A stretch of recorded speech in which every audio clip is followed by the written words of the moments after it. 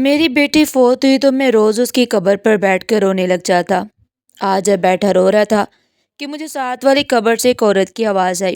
وہ کہہ رہی تھی کہ مجھے قبر سے نکالو، میں تمہارے بیٹی کے بارے میں تمہیں کچھ بتانا ہے۔ میں بھاگ کر گیا اور گھر سے بیوی کو بلا لایا۔ میری بیوی اور میں نے قبر کھود کر اس عورت کو باہر نکالا تھا، مگر اس وقت ہم دونوں کا دل زور زور سے دھڑک رہا تھا۔ عورت نے ہماری بیٹی کو دیکھا اور پھر بولی، میرا نام رفیق ہے اور میرا باپ گورکن تھا۔ وہ قبر کھودتا بھی تھا اور رات بھر قبروں کی حفاظت بھی کیا کرتا تھا۔ نہ جانے مردوں کو کس قسم کی حفاظت کی ضرورت تھی جو میرے ابو ساری ساری رات قبرستان میں گزار لیا کرتے۔ خیر مجھے ابو کی ملازمت سے بہت خوف آتا تھا۔ کتنا عجیب لگتا ہے کہ ہزاروں مردوں کے درمیان ایک جیتا جاگتا شخص گھوم پھر رہا ہو۔ میں نے محسوس کیا تھا کہ میرے ابو عام انسان نہیں رہے، وہ اس ملازمت کے باعث بہت زیادہ چپ چاپ ہو گئے، ہر وقت گھبرائے گھبرائے سے رہتے، اچانک بیٹھے بیٹھے کھڑے ہو جاتے تھے۔ امی پوچھتی کہ کیا ہوا ہے شبیر، تو ابو کہتے تھے مجھے قبرستان صدائے دے رہا ہے کہ میرے صحن میں ایک اور قبر بنا لو، کوئی مجھ میں سمانے والا ہے۔ امی ابو کی باتوں سے ڈر جایا کرتی تھی۔ وہ کہتی شبیر پورے گاؤں میں سکون ہے، کسی کے گھر کوئی فوت کی نہیں ہوئی تو بیٹھ کر کھانا کھا۔ ابو جانے کی ضد کرتے تو میں دامن پکڑ لیتا اور ان کو جانے نہیں دیتا۔ ابھی 10 منٹ بھی نہیں گزرے ہوتے کہ ہمارے گھر کے دروازے پر دستک ہونے لگی۔ ابو جلدی سے کھڑے ہو جاتے اور کہتے دیکھو میں کہتا تھا نا کہ بلاوا آ رہا ہے۔ امی پھر بھی ابو کی بات جھٹلا دیا کرتی اور کہتی شبیر تو قبرستان جانے کے بہانے ڈھونڈتا رہتا ہے، مجھے دیکھنے دے کے دروازے پر کون ہے۔ امی دروازہ کھولتی تو کوئی روتے ہوئے کہہ دیتا کہ ہمارے گھر میں فوت کی ہوئی ہے، میت کے لیے قبر کھدوانی ہے، گورکن کہاں ہے؟ تب امی ابو کو جانے کی اجازت دے دیا کرتی تھی۔ ابو کے جانے کے بعد میں امی سے پوچھتا کہ جب آپ کو پتہ بھی ہے کہ ابو کی پیش کوئی ہر دفعہ سچی ثابت ہوتی ہے تو آپ ان کو جھٹلاتی کیوں ہیں؟ انہیں پہلی بار میں جانے کیوں نہیں دیتی؟ میں تب 10 سال کا تھا جب امی نے مجھ سے بہت گہری بات کی۔ امی کہنے لگی اگر لوگوں کو پتہ چل گیا کہ تیرے باپ کو قبرستان آوازیں دیتا ہے اور اسے پہلے سے علم ہو جاتا ہے کہ کوئی مرنے والا ہے تو لوگ تمہارے ابو کو کوئی بزرگ ہستی مان لیں گے، وہ انہیں مزار پر بٹھا کر پوچھیں گے کہ آج کون مرنے والا ہے، اور جب تیرے ابو کہہ دیں گے کہ ہاں آج تو قبرستان سے آوازیں آ رہی ہیں تو سوچو پورے گاؤں میں کیسا خوف پھیل جائے گا۔ لوگ ڈر کر اپنے کمروں میں دبک کر بیٹھ جایا کریں گے، ہر کسی کے دل پر قیامت گزرے گی، کاروباری زندگی متاثر ہو کر رہ جائے گی۔ میرے بچے تبھی تو اللہ پاک نے ہر چیز کو پردے میں رکھا ہے اور اس پردہ ہٹانے کا حق بھی صرف اللہ کو ہے۔ اللہ اپنے خاص بندوں کو اس چیز کا علم تو دے دیتا ہے مگر وہ نہیں چاہتا کہ یہ راز جو بہت خاص ہے وہ سب پر آشکار ہو سکے۔ میں نے امی کی بات اپنے دل میں محفوظ کر لی تھی۔ سچ میں وہ بہت سمجھدار عورت تھی۔ ایسا نہیں تھا کہ میرا باپ کوئی دیوانہ سا آدمی تھا جسے پتہ ہی نہ ہو کہ کون سا راز اپنے پاس محفوظ رکھنا ہے اور کون سا راز سب کے سامنے کھول دینا ہے۔ مجھے یاد ہے شادی بیاہوں کے موقع پر اکثر لوگ میرے ابو کے ارد گرد گھیرا ڈال کر بیٹھ جایا کرتے تھے۔ اب اسے پوچھتے کہ شبیر بتا، تجھے پتہ چل جاتا ہے کہ کون سی روح نیک ہے اور کون سی بد ہے؟ تب ابو کے چہرے پر خوف کے بادل چھا جایا کرتے تھے۔ وہ کہتے تھے جب میں قبر کھودتا ہوں تو سب کچھ میرے سامنے آ جاتا ہے۔ بعض لوگوں کی قبروں کے لیے مٹی اپنا وجود پھول کی طرح ہلکا کر لیتی ہے۔ تم لوگوں کو یاد ہی ہوگا آج سے 7 سال پہلے ہمارے گاؤں میں ایک فوجی شہید کی میت آئی تھی۔ میں مٹی کھودنے لگا تو وہ خود ہی اپنی جگہ سے ہٹتی جا رہی تھی۔ ایسے لگتا تھا جیسے اس جگہ کی مٹی اپنے نصیب پر ناز کر رہی ہو، کہہ رہی ہو کہ واہ میں کتنی خوش نصیب ہو کہ ایک شہید نے مجھ میں آ کر سما جانا ہے۔ اس مٹی سے مجھے کمال کی خوشبو آ رہی تھی۔ اسی دوران کوئی رنگ میں بھنگ ڈال دیتا اور پوچھتا اچھا یہ بتا شبیر بدروحوں کے بارے میں تجھے کیسے علم ہوتا ہے؟ ابو کہتے ہیں تب مٹی پہاڑ کی طرح سخت ہو جاتی ہے، وہ پیچھے نہیں ہٹتی، ایسا لگتا ہے جیسے مٹی کہہ رہی ہو کہ اس بدروح کو میرے حوالے مت کرنا۔ ابو کی آنکھوں میں آنسو آ جاتے اور کہتے بعض اوقات ایسا ہوتا ہے کہ شدید سردی کے موسم میں مجھے مٹی کے اندر سے آگ جیسی تپش محسوس ہونے لگتی ہے، میرا وجود جلنے لگتا ہے، میں پسینے سے شرابور ہو جاتا ہوں۔ اس وقت سب کے رونگٹے کھڑے ہو جایا کرتے تھے، سب لوگ اپنے اپنے گناہوں کی معافیاں مانگنے لگتے تھے، ہر کسی کے لبوں پر استغفار کا ورد ہونے لگتا تھا، اور پھر کوئی اپنے پیارے کا نام لے کر کہتا شبیر میرا بھتیجا مرا تھا پچھلے مہینے، اس کے ساتھ کیا معاملہ ہوا تھا؟ ابو تب گھبرا جاتے اور کہتے ہر چیز کا علم اللہ کے پاس ہے، میں کچھ نہیں جانتا، اور اب وہ اتنا کہہ کر محفل چھوڑ دیتے تھے۔ ابو کی باتیں سن سن کر مجھے موت سے ڈر لگنے لگا تھا۔ خیر میں بڑا ہوتا گیا اور جوان ہو گیا اور میری شادی بھی ہو گئی تھی اور اللہ نے مجھے ایک بیٹا دیا۔ پھر ایک دن ابو میرے کان کے پاس اپنے ہونٹ لا کر کہنے لگے، جو ان مرنے والوں کا خیال رکھتا ہے وہ ان کا لاڈلا ہو جاتا ہے۔ مجھے تو اپنے ابو کی کوئی بات بھی سمجھ نہیں آ رہی تھی۔ پھر وہ مجھ سے کہنے لگے، چلا میں تجھے اپنے ہنر سے روشناس کروا دوں، آگے تیری مرضی ہے۔ ابو مجھے 3 4 دن قبر کھودنے کے بارے میں سکھاتے رہے۔ 5ویں دن وہ میرے ساتھ قبرستان آئے اور مجھے خالی جگہ پر لے گئے۔ زمین پر بیٹھ کر کہنے لگے، بیٹا میرے مرنے کے بعد اس جگہ پر میری قبر تیار کر دینا۔ میرے لیے بڑے فخر کی بات ہوگی کہ میں ایسی قبر میں دفن کیا جاؤں گا جو میرے بیٹے نے اپنے ہاتھوں سے میرے لیے تیار کی ہو۔ مجھے ابو کی بات سن کر بہت دکھ ہوا تھا، میری آنکھوں میں آنسو آ گئے تھے۔ تب وہ بولے، بس بس، زیادہ جذباتی ہونے کی ضرورت نہیں ہے، تو ایسا کر مجھے ابھی اسی وقت قبر کھود کر دکھا۔ میں ابو کے کہنے پر اس جگہ قبر کھودنے لگا۔ میں اس کام سے فارغ ہوا تو ابو کے پاس آ کر بیٹھ گیا اور بولا، ابو اس مٹی نے مجھ پر کوئی راز آشکار نہیں کیا، مجھے تو نہیں بتایا کہ آپ کی روح کیسی تھی۔ ابو میری بات سن کر ہنس پڑے تھے اور بولے، مٹی ابھی تیری واقف کار نہیں ہے، اسے معلوم نہیں ہے کہ تو کیسا بندہ ہے، جب تیرے بارے میں جان جائے گی تبھی تجھے کچھ بتائے گی۔ ہم دونوں گھر واپس جانے لگے تو ابو بولے، اپنی ماں سے نہ کہنا کہ تو میرے لیے گھر تیار کر کے آیا ہے، نہیں تو اس نے رو رو کر اپنا برا حال کر لینا۔ میں نے سر ہلا دیا۔ خیر اس واقعے کے ٹھیک 3 دن بعد ابو چپکے سے اس دنیا سے چلے گئے۔ رات سوئے اور صبح اٹھے ہی نہیں تھے۔ امی کو سنبھالنا بہت مشکل ہو گیا تھا، ان کا رونا اور برا حال ہو گیا تھا۔ خیر ابو کو دفن کر دیا گیا۔ ہزاروں لوگوں کی قبریں بنانے والا آج خود ایک قبر میں لٹا دیا گیا۔ پورے گاؤں والے میرے ابو کی بہت عزت کیا کرتے تھے۔ ابو کے سوئیں والے دن پورے گاؤں والے ہمارے گھر گندم، آٹا، پیسے لے کر آئے تھے۔ انہوں نے وہ ساری چیزیں شبیر کی بیوہ کو دے دی تھی اور ساتھ میں یہ بھی کہا تھا کہ ہماری خواہش ہے کہ شبیر کا بیٹا آج سے قبر کھودنے کا کام کیا کرے۔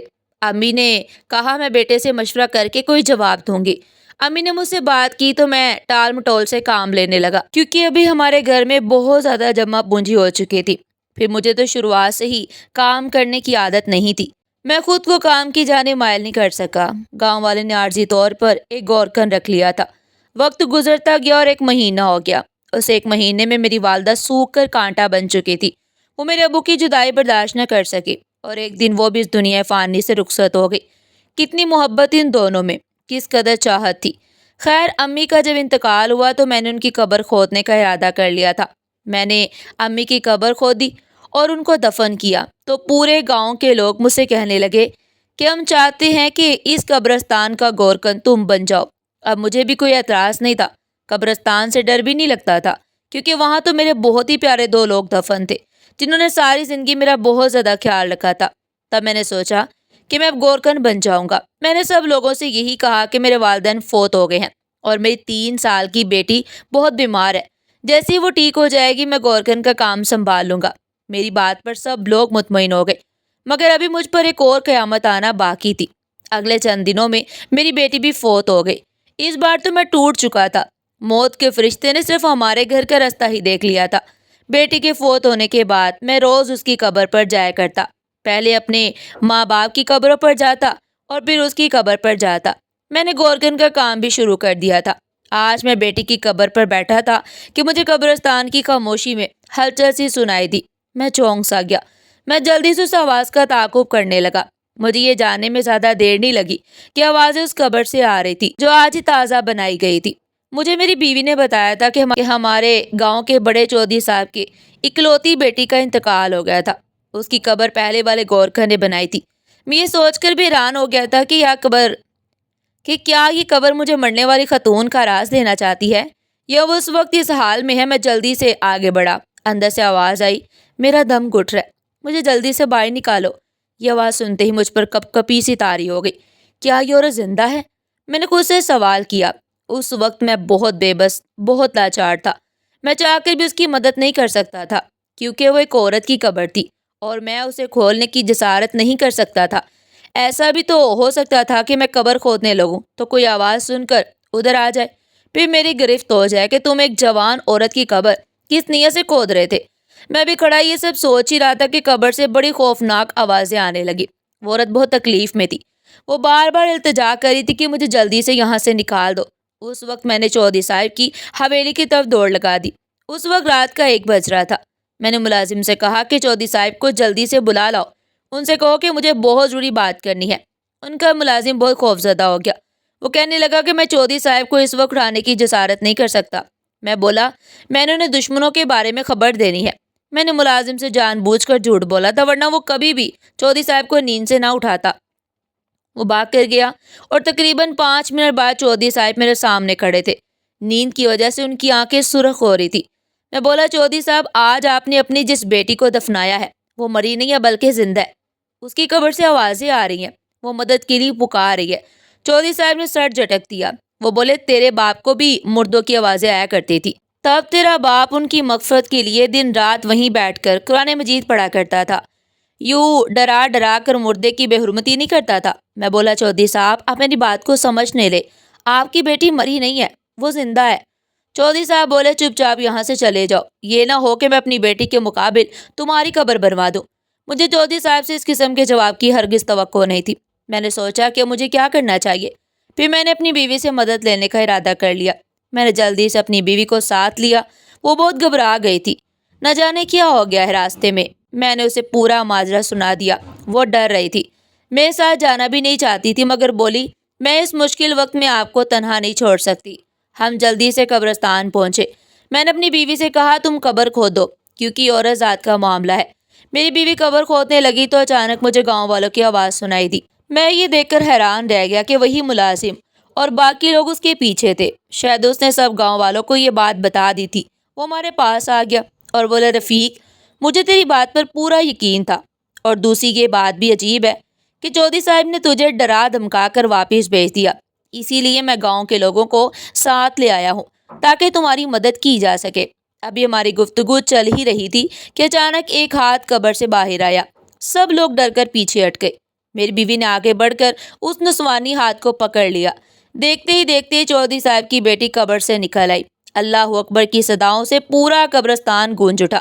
لوگ سمجھ رہے تھے کہ شاید کوئی معجزہ ہو گیا، جبکہ میں جانتا تھا کہ دال میں ضرور کچھ کالا ہے۔ تبھی اس لڑکی کا ماموں میرے پاس آ کر کہنے لگا رفیق میں تیرا بہت شکر گزار ہوں کہ تیری وجہ سے میری بھانجی کی جان بچ گئی۔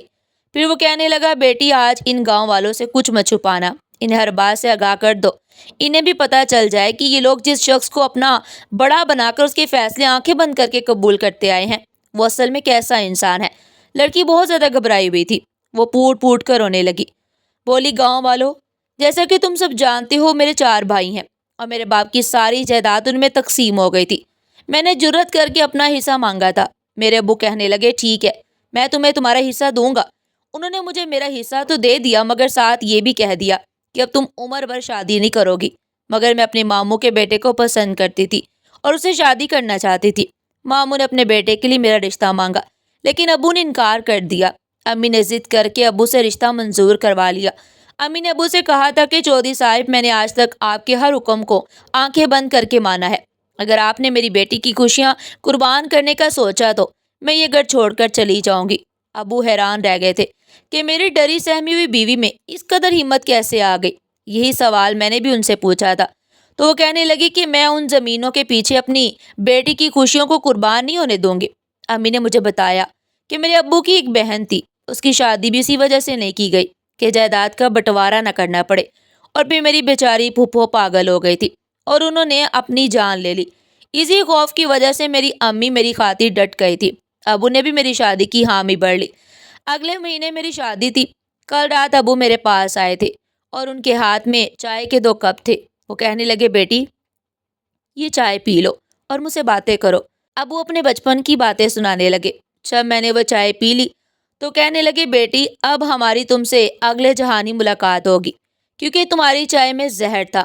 شاید تم یہ بھول گئی تھی کہ ہم چودھری لوگ ہیں، اپنی جان تو دے دیتے ہیں پر اپنی زمین کسی کو نہیں دیتے۔ یہ کیسے ہو سکتا ہے کہ میرے بیٹوں کے حصوں کی زمین پر تمہارے ماموں کا بیٹا راج کرے؟ یہ میں کبھی ہونے نہیں دے سکتا۔ اتنا کہہ کر ابو میرے کمرے سے نکل گئے، جبکہ کچھ دیر بعد میں زمین پر گر گئی۔ جب میں نیند سے بیدار ہوئی تو خود کو اس جگہ پایا، میرا دم گھٹنے لگا۔ مجھے یاد آیا کہ میرے ابو تو مجھ سے کہہ کر گئے تھے کہ تم مرنے والی ہو۔ پھر مجھے یہ خیال آیا کہ شاید میں قبر میں لیٹی ہوں۔ میں تنہا قبرستان میں پڑی ہوئی تھی، میرا کوئی اور مددگار نہیں تھا उस वक्त मैंने अल्लाह पर भरोसा करके अपनी मदद के लिए पुकारना शुरू कर दिया और देखो तुम सब गांव वाले मेरी मदद के लिए भेज दिए गए। तब मेरी अम्मी ने मामू को बताया कि उन्होंने अबू को जहर लाते हुए देख लिया था। वो नहीं जानती थी कि अबू का शिकार कौन बनने वाला है, इसीलिए उन्होंने जहर की जगह नींद की गोलियां चाय में मिला दी थी। मुझे अल्लाह ने बचाया ताकि मैं तुम लोगों के सामने अपने बाप का असल चेहरा ला सकूं। उसने सारी बात बताई तो गांव वाले हैरान रह गए। एक बाप जब अपने फायदे के लिए अपनी सगी औलाद को मौत के घाट उतार सकता है तो फिर वो न जाने हम गांव वालों के साथ क्या करता होगा। और हम अपनी सादगी में अपने घरों के फैसले चौधरी साहब से करवाने चले जाते थे। चौधरी साहब की बेटी को और उनकी बीवी को मामू अपने साथ गांव ले गए। फिर हमें ये पता चला कि चौधरी साहब की अहलिया ने खुला का मुकदमा दर्ज करवा दिया था। चौधरी साहब ने अपनी बदनामी की वजह से घर से बाहर निकलना बंद कर दिया और उसी सदमे में वो अपनी जान ले बैठे। उन्होंने उसी जहर से अपना खात्मा कर लिया जो अपनी बेटी के लिए लेकर आए थे। सारी जमीनें, जायदादें, प्रॉपर्टी यहीं रह गई और चौधरी साहब खाली हाथ इस दुनिया से रुखसत हो गए। उसके बाद ये वाक़या सबके लिए एक नसीहत बनकर रह गया। इस बात को कई साल गुजर गए हैं और मैं आज भी अपने बाप की जगह उस कब्रिस्तान में गौरकन की ड्यूटी दे रहा हूँ। नाज़रीन, आपको हमारी आज की कहानी कैसी लगी? कमेंट सेक्शन में अपनी कीमती राय का इजहार ज़रूर कीजिएगा। इस तरह की मज़ीद सबक-आमूज़ कहानियाँ सुनने के लिए चैनल को सब्सक्राइब करें, वीडियो को लाइक करें, ज़्यादा से ज़्यादा शेयर करें। फिर मिलते हैं एक नई और सबक-आमूज़ कहानी के साथ। तब तक के लिए अपना और अपने प्यारों का बहुत सारा ख्याल रखिएगा। शुक्रिया। अल्लाह हाफिज़।